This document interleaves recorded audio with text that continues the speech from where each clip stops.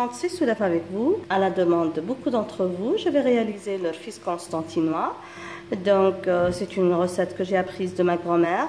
Allah yarhamaha, une recette simple et facile, mais ça fait le bonheur de plein de personnes. Donc on passe directement aux ingrédients. Quand vous voyez, j'ai commencé par tamiser l'équivalent de 4 mesures de semoule, donc c'est une semoule moyenne. Alors pour la mesure, vous pouvez utiliser n'importe quel bol ou verre ou tout autre ustensile, à savoir la quantité que vous voulez obtenir de votre fils. Alors ici c'est un bol de presque 300 ml. Donc j'ai fait 4 mesures de semoule moyenne. C'est pas une semoule fine et c'est pas une semoule grosse. Donc 4 mesures de semoule moyenne. Donc à ces 4 mesures, je vais ajouter une mesure d'un mélange de beurre fondu et d'huile de table. Voilà, donc une mesure rase exactement comme la mesure de semoule. Voilà, donc c'est un mélange de beurre et d'huile.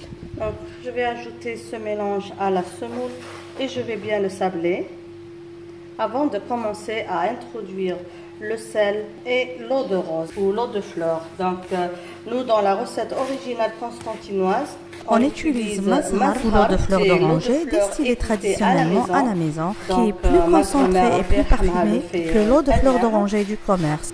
On sable bien nos ingrédients. Faites attention, dans cette recette, le beurre ne doit pas être trop chaud. Après l'avoir fondu, il faut le laisser un peu refroidir avant de l'introduire à notre semoule. Voilà.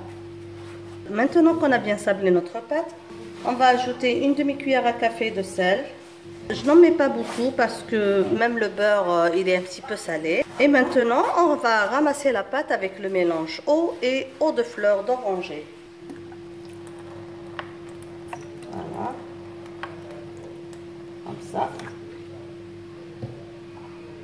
Donc là j'ai mis un peu d'eau de fleur d'oranger et de l'eau et je vais commencer à ramasser la pâte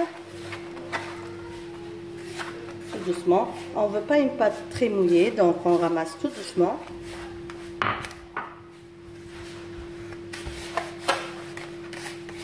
Et il ne faut pas la pétrir aussi, donc juste pour ramasser la pâte. Comme vous voyez, avec l'ajout de l'eau, on a une pâte mouillée, mais pas trop collante. On ne veut pas former un pâton de pâte, mais le plus important est que toute la semoule soit bien mouillée, comme ça. Vous voyez? C'est sablé et c'est moelleux. Donc on va prendre un moule allant au four et on va étaler la pâte dessus. On va étaler la pâte uniformément. Si vous voyez que vous avez beaucoup de pâte, vous pouvez faire cuire ça dans 2 moules séparés.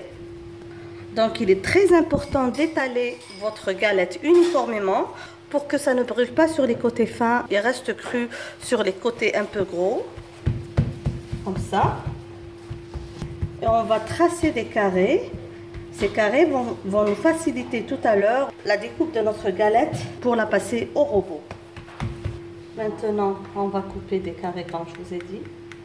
Donc, il n'est pas important la taille des carrés, mais juste pour après faciliter la découpe. Et on va faire cuire dans un four préchauffé à 180 degrés jusqu'à avoir une galette bien dorée. Voilà. Voilà, la galette de fils a pris une belle couleur dorée. Je vais, comme vous voyez, là, comme vous voyez, juste pour vous montrer, c'est tout chaud. Donc ça a pris une jolie couleur, c'est super croustillant. Je vais laisser refroidir un petit peu avant de réduire ces galettes en poudre. Là, comme vous voyez, j'ai concassé grossièrement les morceaux de pâte pour pouvoir les passer au blender. Et après, je vais les passer au tamis pour ne pas avoir de gros grumeaux. Et surtout pour ne pas avoir de gros grumeaux. Là, je vais passer au blender. Donc, vous voyez, tellement c'est bien sablé, on obtient de jolis grumeaux. On va directement tamiser ça. On continue à remettre les morceaux qui n'ont pas été bien réduits en poudre Comme vous voyez mes amis, notre poudre de fils est prête. Ce qui est bien avec cette recette, c'est qu'à ce stade-là, vous pouvez prendre une quantité que vous pouvez garder dans des sacs bien fermés au congélateur. Moi pour cette fois, je ne vais utiliser que cette quantité et le reste, je vais le mettre au congélateur pour une autre utilisation. Pour la cuisson à la vapeur, nous allons avoir besoin d'un mélange de lait qu'on va parfumer avec de l'eau de fleur d'oranger. Ici, ne vous limitez pas à des quantités que vous allez lire ici et là, par exemple, je ne sais pas moi, 200 ml de lait ou 300 ml de lait. Il faut arroser votre poudre de fils jusqu'à ce qu'elle soit bien mouillée, parce que c'est très important pour ne pas avoir du fils sec en bouche.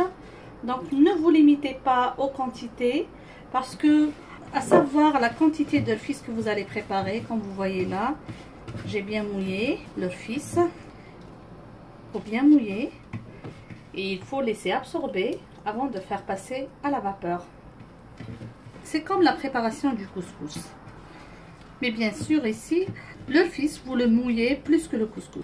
On place les grains de fils dans le haut du couscoussier. Et on fait le premier passage à la vapeur. Donc on va compter 15 à 20 minutes après que la vapeur commence à s'échapper du haut de couscoussier et on retire les grains de fils. On va arroser encore une fois du mélange lait et eau de fleur d'oranger. N'hésitez pas à en ajouter encore. Voilà. Et on va bien mélanger.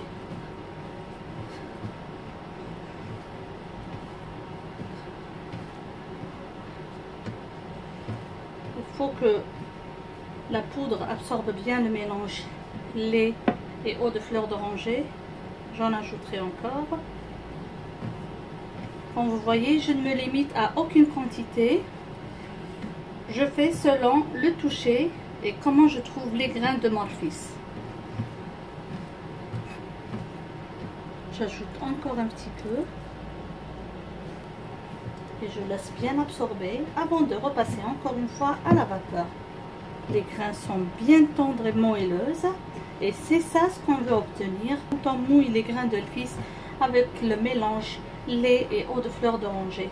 On remet la poudre de fils dans le haut du couscoussier et on laisse encore une fois cuire à la vapeur jusqu'à ce que la vapeur échappe d'entre les grains. On compte 20 minutes et on retire du feu.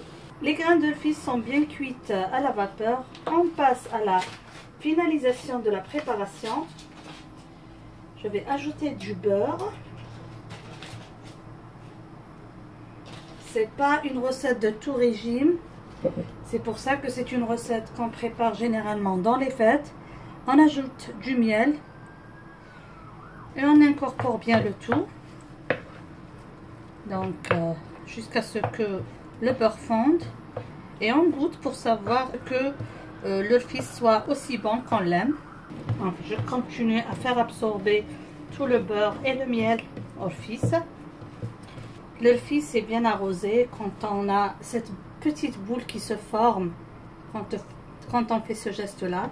Donc il est bien arrosé. Maintenant il ne reste qu'à faire la présentation. Alors vous pouvez décorer votre fils selon votre goût ou juste comme ça. Vous pouvez ajouter des cerneaux de noix. Vous pouvez encore ajouter du sucre glacé, des amandes concassées. Chacun son goût pour la présentation du fils. Voilà. Je vais présenter mon fils comme ça.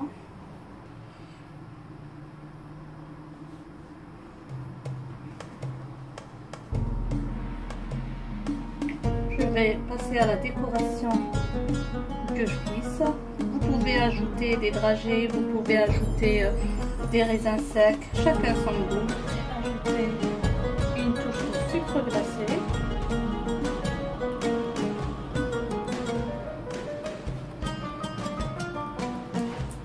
Et un peu de noix concassées par-ci par-là, juste pour plus de croustillant lors de la dégustation. Et on passe à la dégustation. J'espère que vous avez aimé la réalisation du fils constantinois. J'espère que vous allez le réaliser et le réussir et l'aimer. Merci de m'avoir suivi. Je vous dis à la prochaine réalisation et bisous. الله.